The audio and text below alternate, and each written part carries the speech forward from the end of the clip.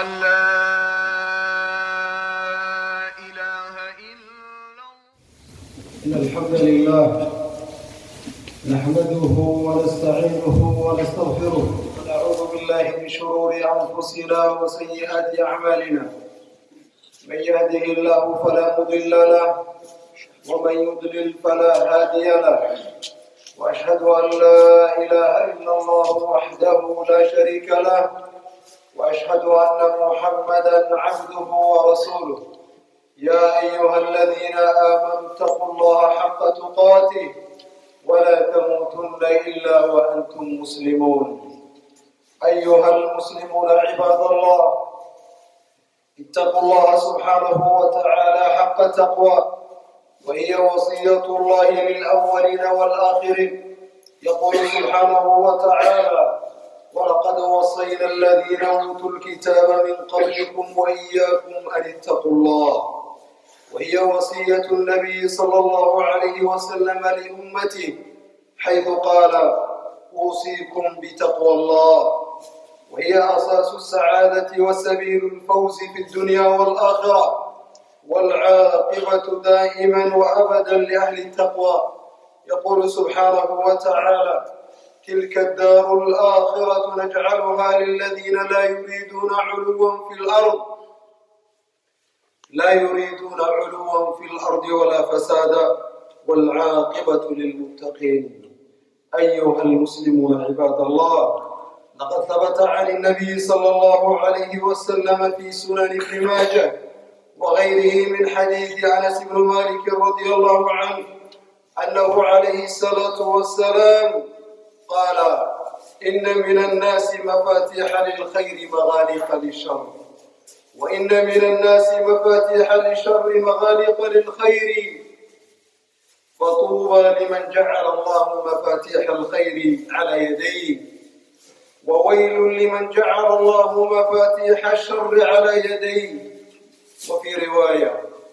إن من عباد الله منهم مفاتيح للخير مغاليق للشر، وإن من عباد الله منهم مفاتيح للشر مغاليق للخير، فطوبى ثم طوبى ثم طوبى لمن كان مفتاحا للخير مغلاقا للشر، فويل ثم ويل ثم ويل لمن كان مغلاقا للخير مفتاحا للشر. ويقول سبحانه وتعالى: إنا نحن نحيي الموتى ونكتب ما قدموا وآثارهم وكل شيء أحصيناه في إمام مبين. أقول ما تسمعون وأستغفر الله لي ولكم ولسائر المسلمين من كل ذنب فاستغفروه إنه هو الغفور الرحيم.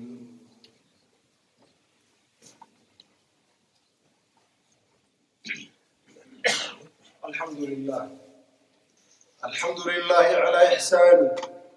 وشكر له على توفيقه وامتنانه، وأشهد أن لا إله إلا الله وحده لا شريك له، وأشهد أن محمدًا عبده ورسوله صلى الله عليه وعلى آله وصحبه ومن صار على نهجه واتبع هداه إلى يوم الدين. أما بعد، أيها المسلمون عباد الله، إلهي سبحانه وتعالى بمهضله inaga dhigay dad muslimiina. Allah bayna qoraya tabaaraka wa ta'ala ummadii horeeyay inaga bayna isaga ka baqano. Isaga inoo dardaarmay, nabiga inoo dardaarmay alayhi salaatu wassalaam, alla ka cabsiga. haddaad qof iyo muslimka ilaahay ka cabsato,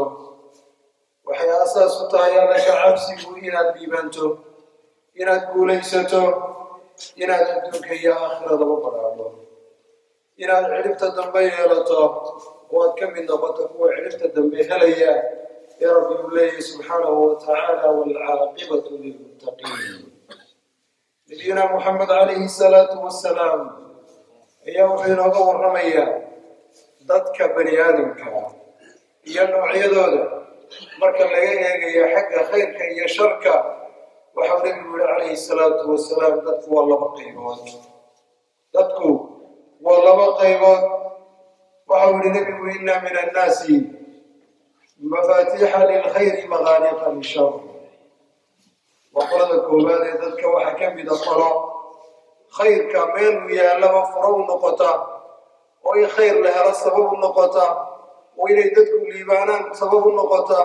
oo inay dadku horumar gaadhaan sabab u noqota oo inay aakhiro liibaan sabab u noqota oo adduunyada inay ku dhaqmaan sabab u noqota waa kuwa uu nabigu yihi calayhi salaatu wasalaam inna min annaasi man kaana miftaaxan lilkhayri miqlaaqan lishar waa qof sababtiisa ilaahay gacantiisa uu dadka khayrka ugu furay sababtiisa ilaahay sharka kaga xameeyey sababtiisa ilaahay uu sharka kaga xameeyey qolada kale waxau nebigu ku tilmaamay calayhi salaatu wasalaam waa qolada cagsigeeda waxaa noqonaysa man kaana ama dad iyagu sababu noqonaya inna min annaasi man kaana mafaatiixa lishari maqaaliqa lilkhayr waa kuwo sababu noqonaya inuu sharku soo furmo oo dadku aakhiro seegaan oo adduunyo seegaan oo wanaag oo dhami ka xidhmo oo shar iyo fasahaad lagu sii daayo bay sabab u noqdaan khayr oo dhanna albaabkiisa waa xidhaan sababtoodaanu ku xidhmaan nebigu waxa uu sii tacliiqiyo waxa uu leeyahy calayhi salaatu wasalaam fatuuba liman jacala allahu mafaatiixa alkhayri maqaaliqa lishar waxaa liibaanay oo guulaystay qofka ilaahay uu sabab uga dhigay khayrka furihiisa uu ka dhigay waxaad guuldaraystay oo weyl iyo halaag iyo cadaab u sugnaatay qofka sababtiisa shar ku furmay ama sabab u noqday inuu shar yimaado oo ummaddu ay dhibaato markaasi ku dhacdo riwaayad kaloo nabiga ka sugan calayhi salaatu wasalaam waxa uu leeyahy addoommada ilaahay waxaa ka mida qaar khayrka furayaalu noqda sharkana xidhayaalu noqda waxaa kaloo dadka ka mida qaar sharka furayaalu noqda khayrkana xidhayaalu noqda waxa uu nebigu yihi fatuuba waxa liibaanay uma tuuba haddana liibaanay uma tuuba haddana liibaanay ayo man kaana miftaaxan lilkhayri miqlaaqan lishar qofka khayr furo u noqday ee shar xadhig u noqday ee qafil u noqday ee sababtiisa uu shar ku baaqday cidda liibaantay adduuniya aakhiraba nebigu waa ku tilmaamay waxaa kaluu tilmaamay waxaa haddana halaagsamay qaar oo haddana halaagsamay waayo kuwa sababta u noqonaya sharka iyo xumaanta khayrkana sababtooda uu ku xirmayo kuwaasuu nebigu tilmaamay calayhi salaatu wasalaam aayad qur-aan oo xadiidka macnihiisa tilmaamaysa baa jirta oo inoo tilmaantay ilaahay uu leeyahy innaa naxnu nuxyi lmawta annagaa soo noolaynayna kuwii dhintay iyo wax waloo dhintayba laakiin wanaktubu maa qadamuu wa aathaarahum waxaanu laakiin waarinaynaa yoonu qoraynaa waxay horumarsadeen oo dhan in kaana khayran fa khayrun wain kaana sharan fa shar wax alliya waxaad horumarsatay waa kaydsan yahay irshiif ku yaallaa waa kuu kaydsan yahay waa lagu soo saari doonaa waa lagu tusi doonaa kitaabkaagaa lagu siin doonaa ama midiga lagaa siiye ama mid bidaxa lagaa siiye ilaahay waxay uu kuu kaydiyey oo kaydsan baa lagu keeni doonaa wakulla shayin axsaynaahu fii imaamin mubiin ilaahayna waxa uu leeyahy wax walba ood qofkii u samaysay haddaad khayrka furo u noqotay isagoo kaydsan baa lagu keenay haddaad sharka furo u noqotay isagoo kaydsan baa lagu keenaya idan sida aynu xadiidkaa ka arkayno nebigu waxa uu leeyahy calayhi salaatu wasalaam dadku waa laba qaybood oo keliya qayb saddexaad male waa qof khayrka furo u noqday iyo mid sharka furo u noqday mid khayrka sababtiisa uu ku xirmay iyo miduu sababtiisa sharku ku xirmay ayuu nebigu tilmaamay calayhi salaatu wasalaam qof waloo haddaba inaga kul waaxid mina marka uu maqlo hadalka isaga marka uu maqlo xadiidka nabiga calayhi salaatu wasalaam su-aal baa hor imanaysaa wuxuu isweydiinayaa talow anigu kuway ku jiraa anigu horta linkeen ku jiraa ma khayr baan furo u ahay horta inaad dib isu xisaabisaa ka imanaysaa oo dabeedna dib isu muraajacayso ood is ogaato ma khayr baad furo u tahay horta mise sharkaad furtaa furahee tahay adigu horta marka koowaada وين قفل بالسويدية ولا سؤال شحبان نقوليسا هرتاني ويانا هاي هنيبو هرتيانا هينا تسويديسو وأنت مضنان هاي وحاشك كوتشري إن الجواب تاسي سؤالي نوغا بانتا وحاشك كوتشري إن سؤال شاسي نوغا بانتا إن استلتانو إن استلتانو إن نوغا بانتا وحي نوغا بانتا هاي إن حسابتا قبل نفتين أولاني مهنو وإن حبد يسدل تاغنو وإن تاريخ ذي اللي ديبو قبل يوم تاريخ دي سينو ديبو أو يراهو هرتاني قولينكين كوتشرا بخير كان فرايون سبب النقضة محالتي سان كشقية سيدان طلب أحيانا تسويديسو إنا مفتاح نقطة خيرك وحيكا قبا هنتهاي إنا حالتها قديبو تتبعو وحيكا قبا هنتهاي سلوكا أخلاق دا دقنكا إلى ديبو مراجعيسو وحيكا قبا هنتهاي معاملاتك أديك يا إلهي دين دحيين ديبو أكتو waxay kaaga baahan tahay dhaqanka adiga iyo dadka idin dhaxeeyna dib u eegto waxay kaaga baahan tahay dadka markaad la joogto ee dadka uu maalmeedka la wadaagaysa sida tahay inaad isweydiiso waxay kaaga baahan tahay umuraha horta waa sidee waxa soo baxaysa miftaaxa tahay baa ku soo baxaya furaha tahay baa ku soo baxaya waxay doonay naga maarmaan oo qof walba inaga mid looga baahan yahay noloshiisuna ay u baahan tahay inaynu xisaabino intaan waqtiga xisaabino ilaahay intaanay hortagin inay ku caddahay xisaabtaadu maxay tahay marka hore maxaa yeelay waxaad og tahay inay jiraan maslakaan laba wado la raacayo oo quri inay jiraan wado saddexaad aanay jirin markaad xisaabisana wadadaa ku soo baxaysa markaa iyada qof walba inaga mid marka uu doonay inuu noqdo inaad furo u noqoto khayrka inaad furo u noqoto haddaad doonayso waad jeceshahay inaad khayrka furo u noqoto oo aad doonayso inaad ka mid noqoto dadka liibaanta loo ballan qaaday ee uu ninku leeyahay tuuba uma tuuba uma tuuba uma tuuba inaad ka mid noqoto haddaad doonayso waa inaad tallaabooyinka laga helaa waa laga maarmaan tallaabada koowaad وحورات طبعا يسوع عمل الدنيا من آخره وإلي قصة يسمى الإخلاص لله بعد طبعا يسوع هداد مساجد دي سيسو إيا هداد قبل يسو إيا هداد كريقاقا كشقين يسو إيا هداد وطر دي سيسو إيا هداد عروت هذا التربية دين يسو إيا هداد أمدو أديق يسو إيا هداد أديقان يسو وحقوق مسلم كعلى قربا الإخلاص لله عمل كابير يهي بدي لا يبرتي وين يهي وإن هذا محكى لكل ربين وإن هذا محكى لكل تونهين وحكى لكل يليسايو لقاقب هاي قفك مسلم كا يدون يينو نقضى مفتاحا للخير الدعاء والإلحاح إن يهي القف مروا بإلهي بريه تبارك وتعالى مروا بإلهي قعمها وصيستا مروا بإلهي إلهي خير كعاوية إنه إلهي وناك وافجيه إنه إلهي بركيه إنه إلهي سبحانه وتعالى كذبه مفتاحا للخير ومغلاقا للشر إلهي كذبه تبارك وتعالى المهم كان يقفك الوقبة هي أي كميتا القرآن كان ربك قلت المامي قلت الماما يا رب افتح بيننا وبين قومنا بالحق وأنت خير الفاتحين وحيولا اليوم المامينا طلابة صدحات اللي نوقف عيه هدين دون إلينا خير كفرون نقلنا قفكوا يركض داره فرائض هي واجباتك قال عن صلاة الظهر رئيسه وقت كذا هي جماعات كذا يقول عليهم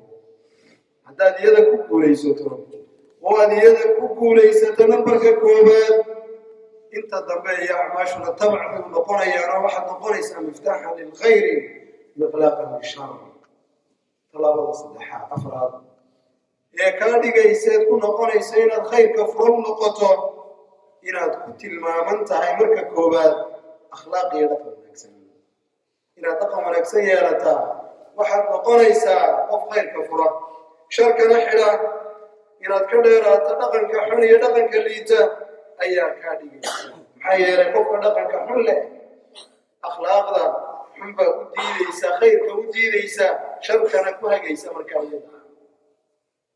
arrinta shanaad qofku meelaha wanaagga lagu hayo iyo dadka uu wanaagga ku tuhmayo iyo meelaha wanaagsan inuu ka agdhowaadaana waxay sabab kuugu noqonaysaa inaad ka mid noqoto furaha dadka khayrka u noqonaya furaha khayrka inaad noqoto bay sabab kuugu noqonaysaa arrintaa sharlixaad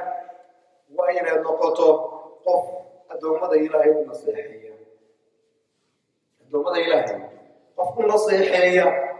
inaad noqoto oo dadka waaniya oo dadka hoga tusaaleeya oo khayrka ku waaninaya oo wanaagga la jecel inaad noqoto maxaa yeelay nabigu calayhi salaatu wasalaam waxa uu ina leeyahay addiinu nasiixa addiinu nasiixa addiinu nasiixa addiinu nasiixa uu nabigu ku celcelinaya calayhi salaatu wasalaam diintu fadiixad maaha diintu aflagaada maaha diintu fogeyn maaha diintu eryid maaha diintu waa nasiixa diintu waa hilow diintu waa soo dhoweyn diintu waa kasbid diintu waa khayrka la jeclaansho diintu waxa weeyaan waxay u taagan tahay inaad waxaad naftaada la jeceshahay muslimka kalena la jeclaato weeye waata nabigu tilmaamayo addiinu nasiixa idan markaad taa ku sifaysnaatana waxaad noqonaysaa miftaaxan lilkhayri miqlaaqan lishar baad noqonaysaa markaa iyada arrinta toddobaad ee kaa dhigaysa inaad miftaax khayr u noqoto waxay noqonaysaa inaad xasuusnaato mar walba yowma almacaadi wa yowma alxisaab yowma almacaadi wa yowma alxisaab maalinta xisaabta qof walba ilaahay u soo taagi doono maalinta aan tarjumaan kala jirin maalinta qof iyo camalkiisa ay marayso maalinta aan qabiil shaqaynaynin maalinta aan deegaan shaqaynaynin maalinta aan wasaada iyo wasta aanay shaqaynaynin maanta aan adduun shaqaynaynin awlaad shaqaynaynin maanta waxay maanta lagu faano oo dhan uu istaagayo ee ay noqonayso qof iyo camalkiisa iyo ilaahay subxaanahu wa tacaala iyo imaa janna wa imaa ilaa naar maalintaas waa inay mar walba qalbigaaga ku jirtaa maalintaasi waa inay qalbigaaga ku weyn tahay maalintaasi waa inay macno weyn ku samaynaysaa idan intaa marka laga helo iyo kuwa la midkaa ayaad noqonaysaa miftaaxan lilkhayri miqlaaqan lishar markaasay noqonaya idan waxaynu walaalayaal ku soo ururinaynaa marka qof waloo muslim ah oo inaga mida waxaa muhiima inuu ku fakaro siduu u noqon lahaa miftaaxan lilkhayr oo miftaaxan lilkhayr goormaad noqon kartaa tallaabo walood qaadaysa baad ku noqon karta miftaaxan lilkhayr haddaad media isticmaasho iyo haddaad isticmaasho aadan isticmaalin iyo haddaad makhaayad fadhiisato iyo haddaad dukaankaaga joogto iyo haddaad shaqadaada joogto iyo haddaad gurigaaga joogto iyo xataa haddaad hurdayso rabbi wuxuu kaa doonaya subxaanahu wa tacaala inaad noqoto qof khayrka sabab u noqda wanaagga sabab u noqda arrimaha xagga wanaagsan ka eega ummadda la tacaawuna ummadda caawiya khayrka ku garab gala ka ag muuqda gubaabiya ku dhiirigelinaya wanaagga la jecel khayrka la jecel inaad noqoto oo qof walo inaga midi uu ku dadaalo siduu noqon lahaa oo aanuna odhanin oo keliya howlaha caamka iyo danta caamka iyo danta ummadda iyo danta bulshada maanta hebel iyo hebel iyo hebel ayaanu ku ogeyno wallahi meelay la mareen ma garan maayo haye oo adigu miyaadan tan u baahnayn oo miyaadan adigu u baahnayn oo miyaadan u baahnayn sijilkaaga buuggaaga iyo daftarkaaga in khayr lagugu qoro miyaadan u baahnayn hebel iyo hebel hadday qorteen hebel iyo hebel hadday dadaaleen taadii baa lagaa doonaya waxaad miftaax alkhayr ku noqon kartaa inaad wixii adduunka u baahan haddaadan waqti u haynin inaad jeebka gacanta u geliso oo waxa dadka caamkii hayaan aad ku caawiso iyo keyrkeed baa markaasi walaalayaal noqonaya waxaynu idinga doonayaa walaalayaal kuwa lagu tilmaamay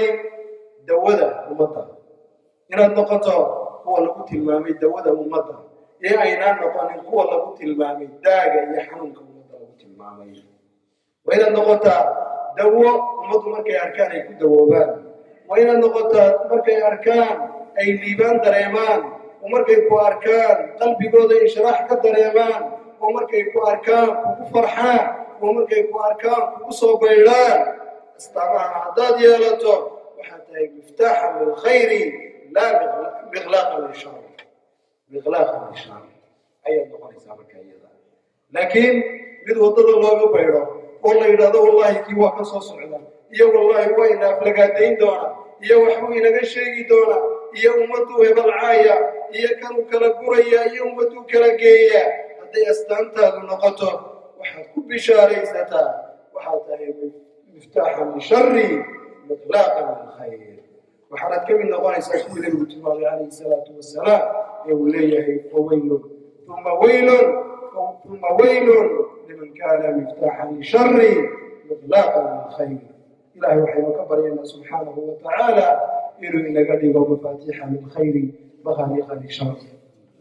إلهي من جسنا تبارك وتعالى اللهم اجعلنا مفاتيح للخير اللهم اجعلنا مفاتيح للخير اللهم اجعلنا مفاتيح للخير مغاليق للشر يا رب العالمين اللهم إنا نسألك أنت الفتاح اللهم إنا نسألك أنت الفتاح وأنت خير الفاتحين أن تجعلنا مفاتيح للخير مغاليق للشر ربنا آتنا في الدنيا حسنة وفي الآخرة حسنة وقنا عذاب النار وصلوا وسلموا على من أمركم الله بالصلاة والسلام عليه فقال عز من قائل إن الله وملائكته يصلون على النبي يا أيها الذين آمنوا صلوا عليه وسلموا تسليما اللهم صل على محمد وعلى آل محمد كما صليت على إبراهيم وعلى آل إبراهيم إنك حميد مجيد وآخر دعوانا الحمد لله رب العالمين وصلى اللهم على نبينا محمد وعلى آله وصحبه أجمعين. أشهد أن لا إله إلا الله